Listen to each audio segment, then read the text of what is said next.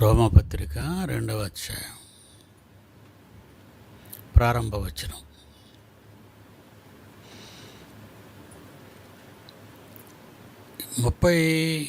మొదటి అధ్యాయంలో 32వ వచనం కంటిన్యూషన్. ఇది అధ్యాయాల కింద విడగొట్టినప్పుడు మొదటి అధ్యాయానికి 32 వచనాలు ఇచ్చి రెండవ అధ్యాయానికి 28 వచనాలు అలా విడగొట్టుకొని వచ్చారు. అంతా కంటిన్యూగా రాసి ఉండేది బైబిల్ మొత్తం అంతా. బైబిల్ అంతా కంటిన్యూగా ఎక్కడ ముక్కలుగా విడదీయలేదు. పేరాలుగా ఉండేదేమో కానీ అధ్యాయాలుగా విడగొట్టబడ్డాయి. అధ్యాయాలుగా మన వాళ్ళు విడగొట్టారు. అంటే సులువుగా చదువుకోవడానికి, సులువుగా జ్ఞాపకంలో ఉంచుకోవటానికి. కనుక 32వ వచనంలో మొదటి అధ్యాయం, ఇట్టి కార్యములను అభ్యసించేవారు మరణమునకు తగినవారు అను న్యాయ విధిని వారు బాగుగా ఎరిగియుండియు వాటిని చేయుచున్నారు. ఇది మాత్రమే కాక వాటిని అభ్యసించే వారితో సంతోషముగా సంపాదించుచున్నారు. కాబట్టి తీర్పు తీర్చి మనుష్యుడా. అది కంటిన్యూషన్.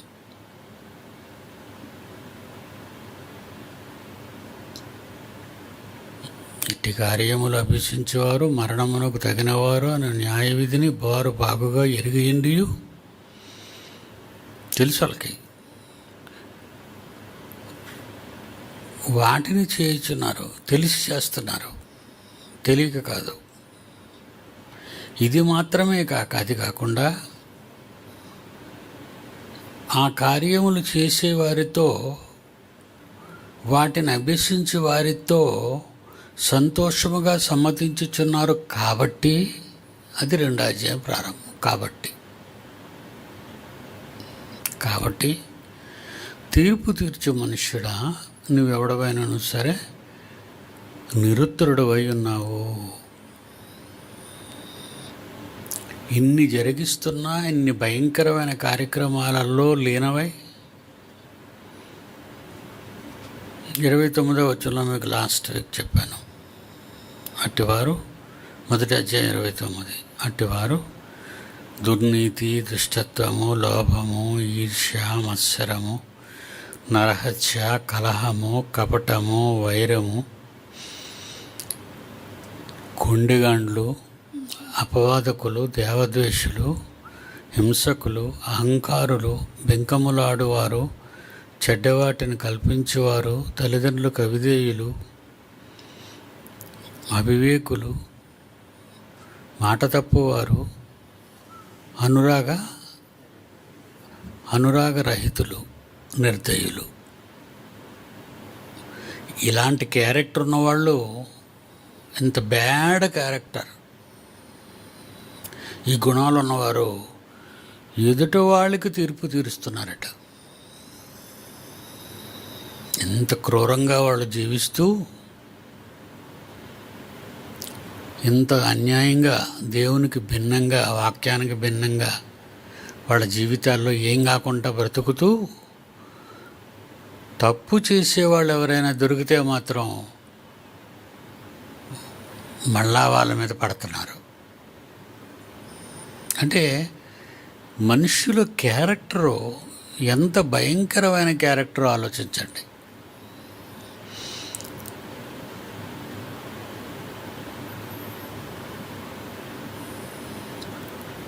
త్రాగుబోతుడిని చూసి మరో త్రాగుబోతుడు ఎందుకు తాగుతున్నావు అని అడగడు కదా. ఒక వ్యభిచారాన్ని చూసి వ్యభిచారం చేసేవాడు ఎందుకు వ్యభిచరిస్తున్నావు అని అడగడు కదా. ఒక అబద్ధం ఆడేవాడితో మరొకడు ఎందుకు అబద్ధం ఆడుతున్నావు అని అడగడు కదా. ఎలాంటి ఘోరాలీలు, దుర్నీతి, దుష్టత్వము, లోభము, ఈర్ష్య, మత్సరము, నరహత్య, కలహము, కపటము, వైరము, కొండెగాండ్లు, అపవాదకులు, దేవద్వేషులు, హింసకులు, అహంకారులు, బింకములాడువారు, చెడ్డవాటిని కల్పించేవారు, తల్లిదండ్రులకు అవిధేయులు, అవివేకులు, మాట తప్పువారు, అనురాగరహితులు, నిర్దయులు,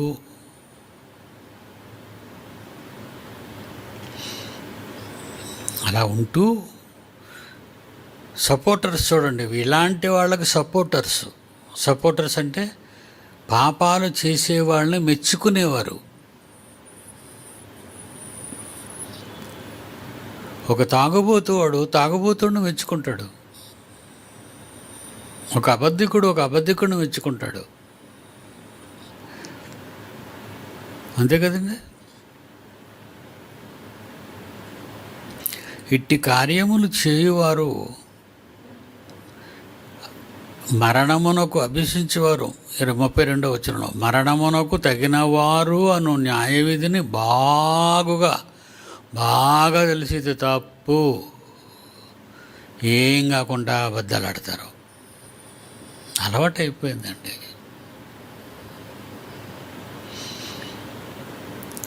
ఎందుకంటే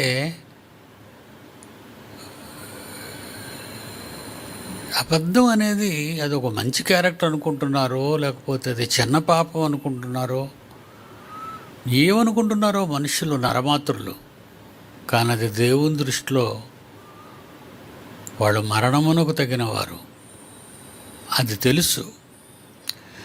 తెలుసుండి తప్పు చేసే వాళ్ళని మెచ్చుకుంటున్నారు. సమాజం ఎలాగైపోయిందంటే నేరాలు చేసే వాళ్ళని మెచ్చుకుంటున్నారు.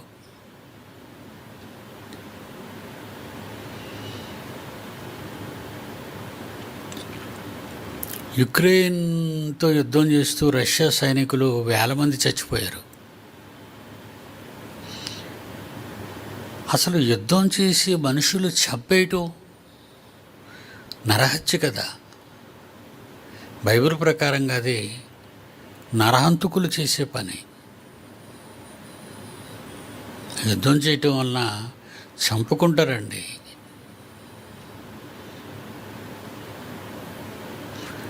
ప్రతి దేశంలో చట్టం ఏముంటుంది? నరహంతకుడికి ఊరి శిక్ష చేస్తారు. ప్రతి నేరస్తుడిని ప్రతి దేశము శిక్షిస్తుంది.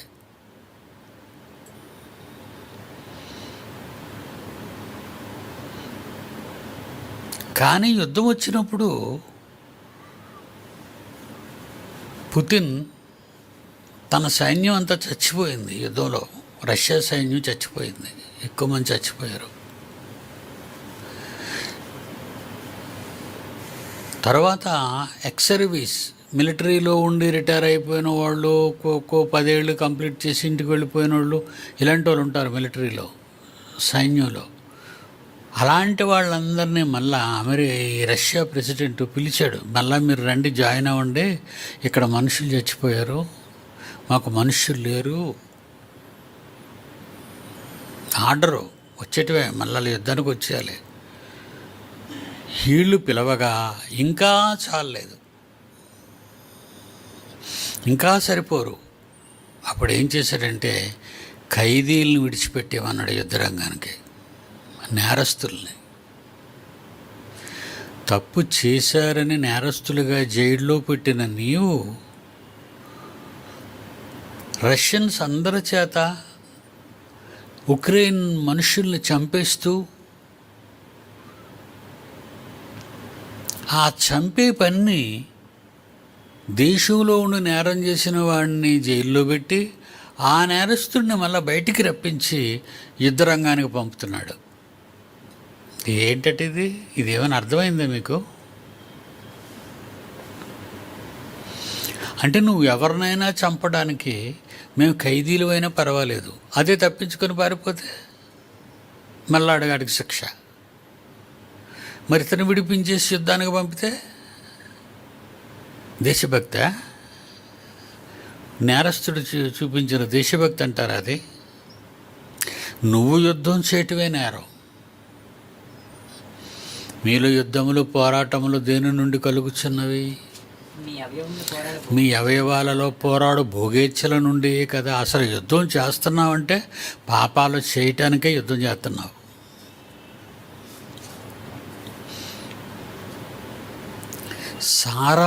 సార్వత్రిక దేవుని చట్టం అండి ఇది. ఒకడినొకడు చంపుకోవటం అనేది మంచిది కాదు. ఎవరైనా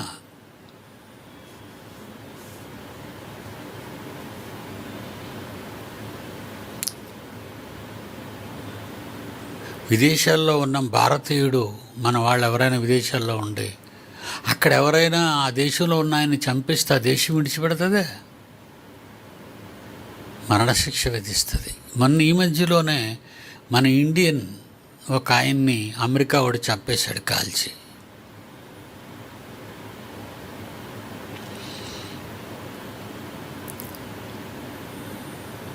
పుతిన్ ఏ లిస్టులోకి వస్తాడు? దేవుని న్యాయ విధిని అంటే చట్టాన్ని బాగుగా ఎరిగి వాటిని చేయుచున్నారు. ఆ నేరమే మళ్ళా చేస్తున్నారు. అంతటితో ఆగక వాటిని అభ్యసించు వారితో సంతోషముగా సమ్మతించుచున్నారు. అంటే నేరం చేసేవాళ్ళని ప్రోత్సహిస్తున్నారు. భలేరా, భలే చేసేవాళ్ళే. ఈ మధ్య అంతా మీడియా అంతా ఎలా ఉంది? ఈ మధ్య అంతా సినిమా మీడియా అంటే టీవీ మీడియా కానీ సినిమా మీడియా కానీ చంపే వైలెన్స్, నరికేయటమే, రక్తం చిమ్మాల పుస్సమని, కత్తి ఘాటు పడాల, చర్మం ఇలా విడిపోవాలి మంచుకి. అఫ్కోర్స్ అదంతా మేకప్ అనుకోండి, కాదంటం లేదు. కానీ మరి అది చూపించటం మాత్రం నిజంగా నరికినట్టుగా తల ఇలా తెగ్గొట్టేయటమే. ఇలా తల తెగ్గొట్టేగానే మొండోలో నుంచి రక్తం ఇలాగ చిమ్మిస్తుంటుంది, బ్లడ్. అది భయానకమైన వాతావరణం.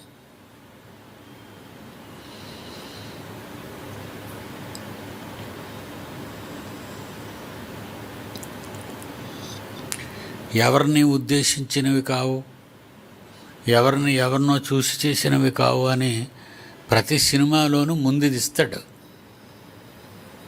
మరి ఇదేంటిది క్లియర్గా చూపిస్తున్నా కదా, తల తెగిపోవడం, కింద పడడం, రక్తం చిమ్మేయటం, చెయ్యి పడిపోయాలి అక్కడికి నరికే కానీ చెయ్యి అక్కడ పడిపోవడం, వీడి జబ్బలో నుంచి రక్తం చిమ్మిస్తుండటం, చాలా భయంకరమైన దృశ్యాలండి.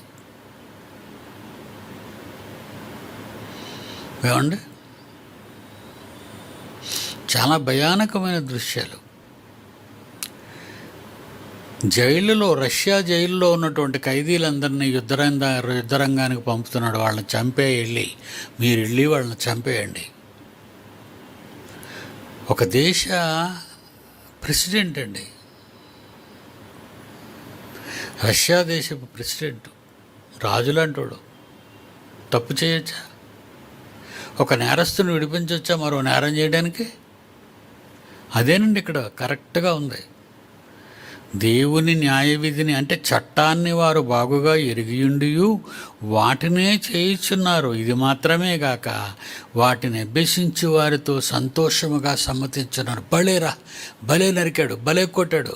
ఎన్ని ఫైట్స్ ఉన్నాయి సినిమాలో. కావాల్సినవి ఏంటంటే ప్రజలకి అది బాగా ఆడాలంటే ఎన్ని సాంగ్స్ ఉన్నాయి, ఎన్ని డ్యాన్స్లు, ఎన్ని సెక్స్ డ్యాన్సులు ఉన్నాయి, ఎన్ని వైలెన్స్, ఎన్ని ఫైట్స్ ఉన్నాయి. ఫైట్స్ ఎన్నని అడుగుతాడు, పాటలు ఎన్నని అడుగుతాడు, డ్యాన్సులు ఎన్నని అడుగుతాడు. అంటే జనం, పిల్లలు అప్పుడప్పుడే ప్రపంచంలోకి వస్తూ ప్రపంచాన్ని చూస్తున్నటువంటి పిల్లలకి ఏదో ఒక భయంకరమైనటువంటివి చూపించి వాళ్ళని దారి మళ్లించేస్తున్నారు.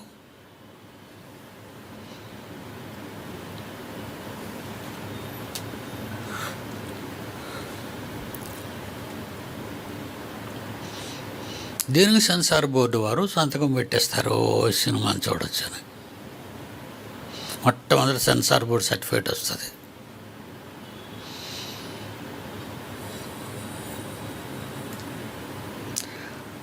తప్పుని ప్రోత్సహిస్తున్నారు.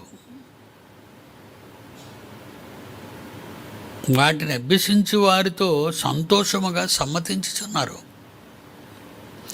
ఇలా సమ్మతించుచున్నవారు, జాగ్రత్తగా వినాలి ఇక్కడ, ఇలా సమ్మతించుచున్నారు కాబట్టి, అది 2వ అధ్యాయం ప్రారంభం. ఇలా సమ్మతించుచున్నారు కాబట్టి తీర్పు తీర్చు మనుష్యుడా, నీవెవడవైనను సరే నిరుత్తరుడు అయి ఉన్నావు.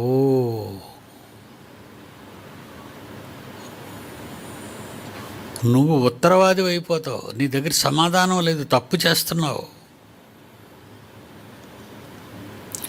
పైగా తీర్పు తీర్చేవాడెవడు? ఎవరి గురించి కాబట్టి అన్నాడు? ఇవి చేసిన వారు మరణమునకు తగినవారు అనే వారి గురించి. ఆ మరణమునకు తగిన వారిని మెచ్చుకుంటూ ఉన్న వారిని గూర్చి. వీళ్ళు నేరస్తులే. ఎందుకు మెచ్చుకున్నారు? వాడు పాపాలు చేయడం వీడికి ఇష్టం, వీడు చేస్తున్నాడు కనుక. వాడు అబద్ధాలు ఆడడం వీడికి ఇష్టం, వీడు అబద్ధాలు ఆడతాడు. అబద్ధాలు మనం ఇంట్లోనే ప్రవేశపెడతాం. తల్లిదండ్రులే పిల్లలకు అబద్ధాలు నేర్పిస్తారు మొట్టమొదట. ఒరే, మీ నాన్న వస్తే చెప్పకే, ఇలా చెప్పు అని ఇంట్లో చెప్తారు పిల్లలకి. అమ్మతో ఇలా చెప్పాను, నాన్న చెప్తాడు అబద్ధం. నాన్నతో ఇలా చెప్పాను, అమ్మ చెప్తాడు అబద్ధం. ఎక్కడ ప్రారంభమైందో తెలుసా ఇది? ఈ వేళ్ళు, ఈ విత్తనాలు ఎక్కడ వేసేసారో తెలుసా? మీరు కన్నా మీ పిల్లల హృదయాలలో మీరే వేసేస్తున్నారు.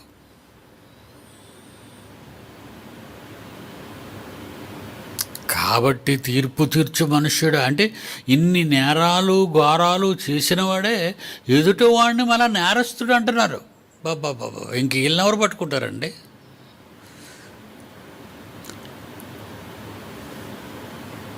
కాబట్టి తీర్పు తీర్చు మనుష్యుడా, నీవు ఎవడవైనను సరే నీ దగ్గర సమాధానం లేదు, నిరుత్తరుడు అయి ఉన్నావు, నీ దగ్గర సమాధానం లేదు.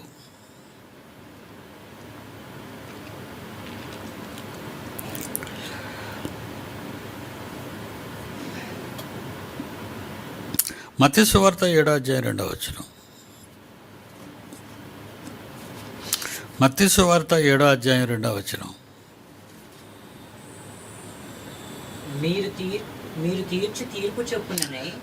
మీరు ఏ తీర్పు అయితే ఎదుటివారి గురించి మీరు మంచి వాళ్ళగా ఫీల్ అయిపోయి, మీరు నేరస్తులే, మీరు తప్పులు చేస్తున్నారు. తప్పులు చేసిన మీరే ఎదుటి వాళ్ళు తప్పు చేస్తున్నారు అని అంటే, మీరు ఇలాంటి మాటలంటే మీరు తీర్చు తీర్పు చెప్పుననే మిమ్మును గూర్చి తీర్పు తీర్చబడును. మీరు కొలుచు కొలత చెప్పుననే, మీరు ఏ కొలతతో కొలుస్తారో మీకును కొలవు పాపాన్ని, అదే అంత శిక్ష దేవుడు మీకు కొలిసి మీ మీద వేస్తాడు.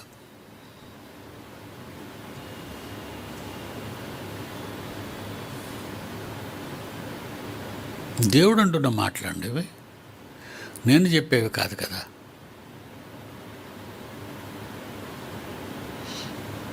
ఎదుటి వాళ్ళని తప్పు పట్టుకోవటం, ఎదుటివారిని తప్పు పట్టుకోవటం,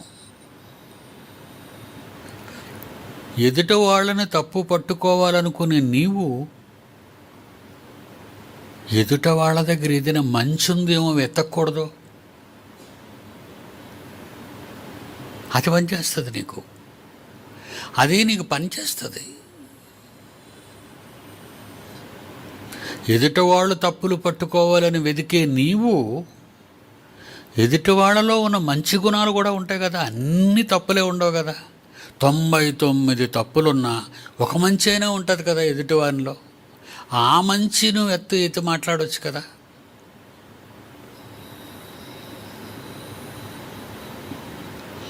ఒకసారి చెప్పాను మీకు, చాలా కాలం క్రితం, ఒక 20 ఏళ్ల క్రితం చర్చిలో ఒక ఆయన ఉండేవాడు. ఆయన తాగుడు విపరీతంగా తాగుతాడు.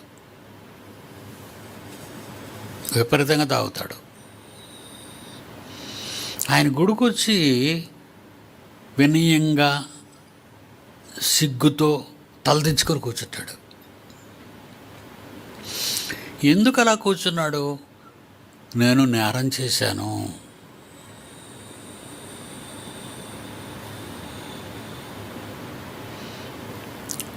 నేనేం చేసేవాడిని, బాబు మీరు ప్రార్థన చేయండి అనేవాడిని. ముఖమంతా కళ వచ్చేసింది, ఆయన ముఖంలో కళ. అందరూ నన్ను తాగుబోతూ అంటున్నారు,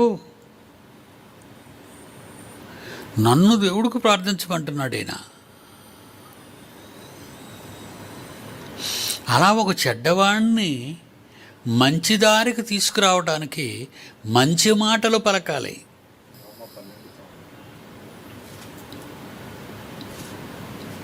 రోమపత్రిక 12:9. రోమపత్రిక 12:9. మీ ప్రేమ నిష్కపటమైనదై మీ ఉండవలెను. ప్రేమ తప్పులు పట్టుకోవడానికి కాదు, మీ ప్రేమ తప్పులు పట్టుకోవడానికి వాడకండి. మీ ప్రేమ నిష్కపటమైనదై కపటము లేనిదైతే చెడ్డదాన్ని అసహించుకొని చెడ్డదానిని, ఎదుటవానిలో ఉన్న నీకు కనబడే చెడ్డదానిని అసహించుకొని మంచిదానిని హత్తుకొని మంచిదానిని హత్తుకోండి. మారతాడు. ఎవరైనా మారతారండి. ఏమండి, ఈ విధానాన్ని మనం అవలంబిస్తే సమాజాన్ని మనం మార్చవచ్చు, సంఘంలో ప్రతి ఒక్కరిని మార్చవచ్చు.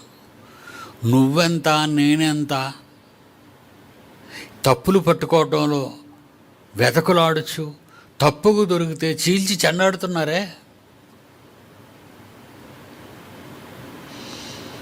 ఇలాంటి వాళ్ళందరికీ హెచ్చరిస్తున్నాను, ఎదుటవారి ఎడల మంచిని చూడండి. ఏదో 99 తప్పులున్న ఒక మంచి ఉంటుంది ఎక్కడో దగ్గర, ఆ మంచిని తీయండి బయటికి, ఆ మంచి అతనితో చెప్పండి. ఆయన చాలా హ్యాపీ ఫీల్ అయిపోతాడు. ఏమని రాశాడు ఇక్కడ? ఏమని రాశాడు? మీ ప్రేమ నీ నిష్కపటమైనదై ప్రేమ, నువ్వు నిజంగా సహోదరుడు ప్రేమిస్తున్నావా? నీ చెల్లి తప్పు చేస్తే అమ్మ చెయ్యకురా అని అంటావే, పిల్లలు తప్పు చేస్తే వద్దు కన్నా మనం అలాంటి తప్పులు చేయకూడదమ్మా అంటావే. మరి సహోదరులు తప్పు చేస్తే అలా అనకుండా తీర్పు తీరుస్తున్నావేటి? ఎందుకు తప్పు చేశావు అని అడుగుతున్నావేటి? అంటే నీవు సరే, నీ నీ నీ హృదయం దేవుని ఎదుట సరి అయినది కాదు.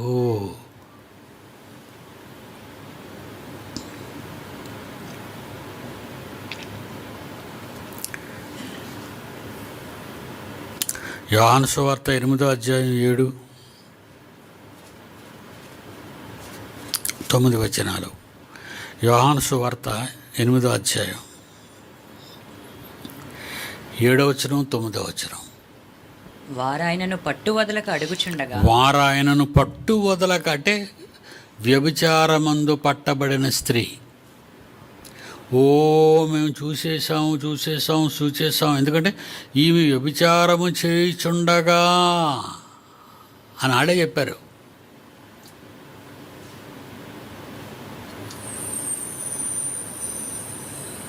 ఒకరింట్లోకి వెళ్ళే ముందు తలుపు కొడతాం. ఎవరైనా ఇంట్లోకి వెళ్ళి ఎవరింటికైనా వెళ్ళేటప్పుడు తలుపు కొట్టాలి. తలుపు తీసింది కదా గప్ప లోనికి వెళ్ళిపోకండి. It is a bad habit. సంస్కారం లేనితనం అంటారు దాన్ని. చాలామందికి కొన్ని దురలవాట్లు ఉంటాయి. ఆడ అడగడో పొరగడో వెళ్ళిపోవడమే డైరెక్టర్గా లోపలికి. It's very bad. పిలవండి, అంతే కదా. ఇంగ్లీష్లో అయితే మే ఐ కమ్ ఇన్, నేను లోపలికి రావచ్చా అండి?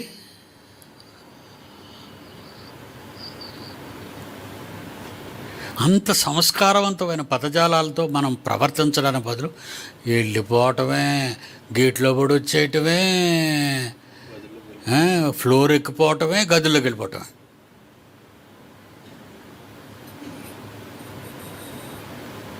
మీరు అలా చేస్తున్నారేంటి?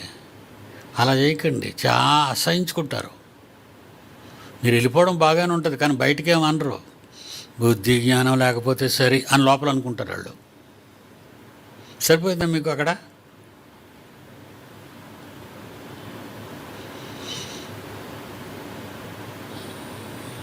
బట్టలు మార్చుకోవచ్చు, బాత్రూమ్ నుంచి అప్పుడే రావచ్చు బయటికి. మీరు ఇలా వెళ్ళిపోకూడదు, బయట నిలబడండి. తలుపు తీసున్నా మే ఐ కమిన్, నేను లోపలికి రావచ్చా అండి? ఒక్క నిమిషం ఆగండి అంట. అది అంటే ఆ లోపలేదో నువ్వు చూడకూడని పనిలో వాళ్ళు ఉన్నారు, బాత్రూమ్ నుంచి రావటం. అందుకే ఉండమంటారు. నువ్వు ఉండాలి. ఏమంటున్నారు? ఈ స్త్రీని వచ్చి మేము వ్యభిచారము చేయుచుండగా చూసేసాం. చూడడం తప్పు కదా. అసలు ఏం చేయాలి? బయట ఏం చేయాలి? వాళ్ళు వ్యభిచారం అయిపోయినంత వరకు వీళ్ళందరూ బయట కూర్చోవాలి చూడకుండా. నువ్వు మంచి చేయాలనుకుంటే వాళ్ళు బయటకు వచ్చిన తర్వాత, రే నాన్న నీకు ఇది తగునా, అమ్మా నీకు ఇది తగునా, వాళ్ళు తెలుసుకుంటారు వాళ్ళ తప్పుని. ఎంత మంచి మనస్సు అండి వీళ్ళది, ఎంత మంచి సంస్కారం అండి వీళ్ళది. కానీ నువ్వు చూడడం ఒక తప్పు, పట్టుకొని ఈడ్చుకెళ్ళడం యేసుప్రభు దగ్గరకు ఒక తప్పు. ఏమడుతున్నారు యేసుప్రభుని? వారాయనను ఏమి వ్యభిచారము చేయుచుండగా చూసాము, రాళ్ళతో రువ్వి చంపేయాలని మోషే ధర్మశాస్త్రంలో రాశాడు. తమరేం చెప్తున్నారు యేసుప్రభువా? ఇంతకీ ఈవిడ వ్యభిచారం చేసిందని కాదు, ఈయన్ని తప్పులో పెడదామని. ఆయన మీద నేరం. వీళ్ళకి ఎవరు దొరకలేదు నేరం మోపడానికి. అవతల వ్యభిచారం చేసినప్పుడు మీద నేరం మోపేశారు. ఆ మగాడిని వదిలేశారు, ఎందుకంటే వీళ్ళ తాలూకావాడు కనుక. అంతే కదా మరి.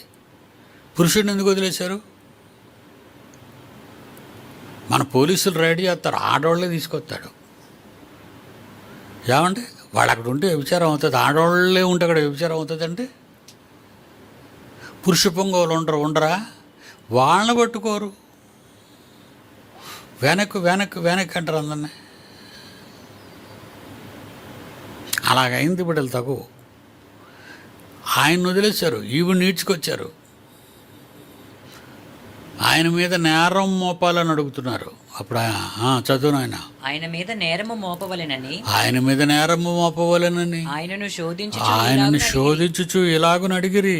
9వ వచనం. వారు ఆయనను పట్టువదలక అడుగుచుండగా, మరీ పట్టు వదలక, తీర్పు తీర్చు మనుష్యుడా, నీవెవడవైనను సరే నిరుత్తరుడు అయి ఉన్నావని చెప్పాడు కదా. ఇప్పుడు ఇక్కడ రోమపత్రిక 2వ అధ్యాయం తీర్పు తీరుతున్నారు అనమాట. అబ్బాబ్బాబ్బా, ఈరేదో గొప్ప ఉత్తములని, సజ్జనులని. అటు యేసుప్రభును తప్పు పట్టేయడానికి అడుగుతున్నారు, అటు వ్యభిచారం ఉంది స్త్రీ తప్పు చేసిందని అడుగుతున్నారు. ఇంతకు వీళ్ళెవరు? మహానుభావుడు అక్కడే వేసాడు వీళ్ళకి. మీలో పాపము చేయని వాడు ఎవడో ముందుగా ఆమె మీద రాయి వేయమన్నాడు. తర్వాత నా గురించి నన్ను పట్టుకుందరు కానీ తప్పు. యేసుప్రభుని కూడా తప్పు పట్టారు కదా. ముందు ఆవిడ మీద రాయి వేయండి, మీలో పాపం లేనివాడు. కొరింథీయులకు రాసిన మొదటి పత్రిక 10వ అధ్యాయం 29వ వచనం.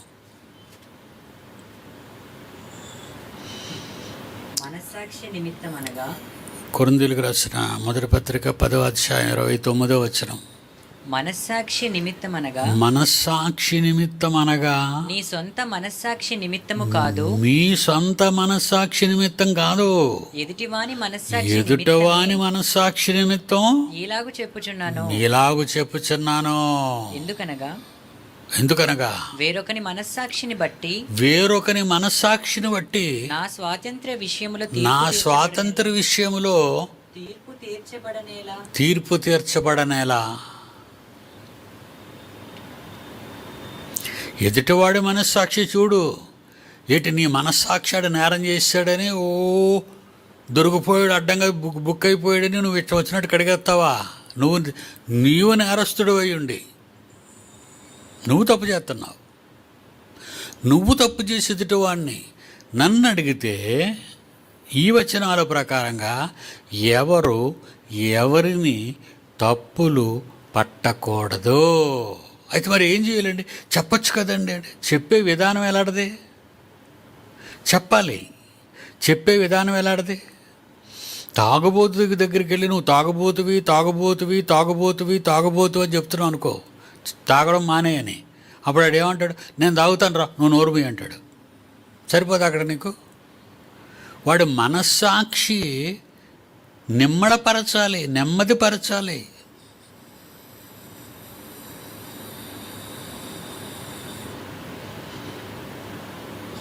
సిగరెట్లు కాల్చిన వాళ్ళు, మందు తాగిన వాళ్ళు ఏమంటారండి? Alcohol is more injurious to health, smoking is more injurious to health. అంతే, అక్షరాలు అలాగే వచ్చేస్తాయి. ఆ వస్తున్నప్పుడు ఇటు తాగుతుంటాడు, ఆ వస్తున్నప్పుడు ఇటు పీలుస్తుంటాడు సిగరెట్లు.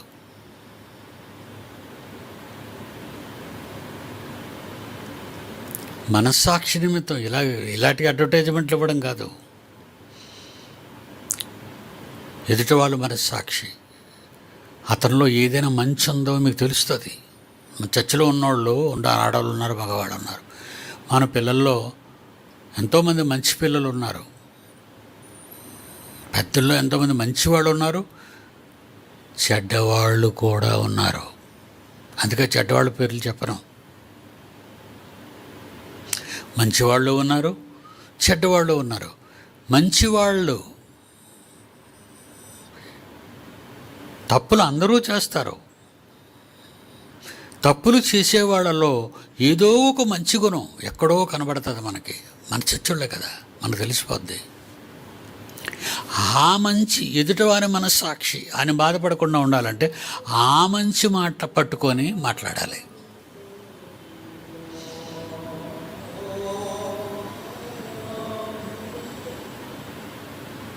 చాలామంది మాట్లాడుతూ పెద్దలు, మీరు పెద్దవారై ఉండి మేము మీకు చెప్పేటంతటి వాళ్ళం కాదండి.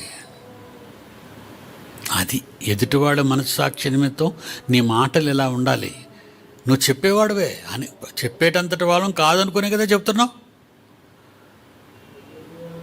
మీకు చెప్పేటంతటి వాళ్ళం కాదని ఎదుట మనస్సాక్షి నిమిత్తం మంచి పదప్రయోగం చేసి నువ్వు చెబుతున్నావు. ఎంత చక్కగా చెప్తారండి. మీరెంత పెద్దవాళ్ళండి, మీలాంటి వాళ్ళకి చెప్పేటంతటి వాళ్ళం కావు మేము అనగానే మన మనసు చివుకు అనిపోద్ది.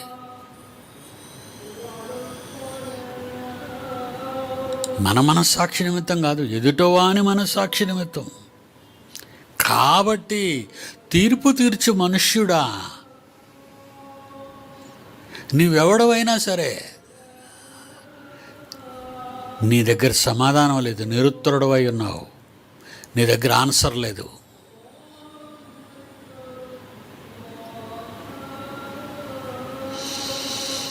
వాడు స్త్రీ దగ్గరికి వెళ్ళి వ్యభిచారం చేస్తున్నాడు.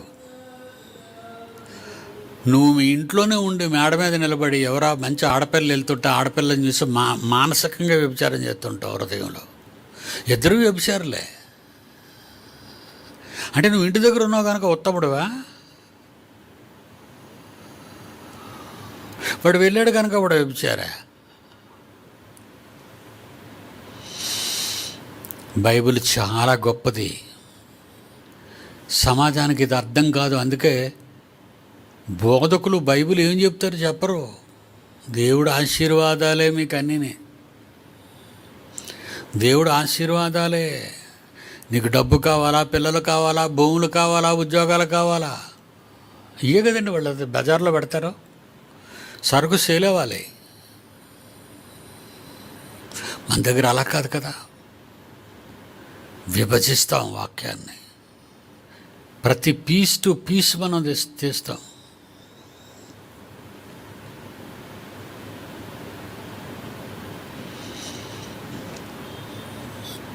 ఇవాళ జాన్సన్ విభజించాడు చక్కగా పీస్ టు పీస్. ప్రసన్నబాబు విభజించాడు సందేహాలని పీస్ టు పీస్. ఇవి తెలియకుండా మీరు ఆర్గ్యుమెంట్స్ దిగారనుకోండి, అక్కడే మీ వాల్యూ డ్యామేజ్ అయిపోద్ది. అర్థమైందా? తొందరపడకండి, నిదానించండి. మాట్లాడుటకు నిదానించండి, తొందరపడిపోయి మాట్లాడేయకండి. Okay, God bless you. రేపు కలుసుకుందాం.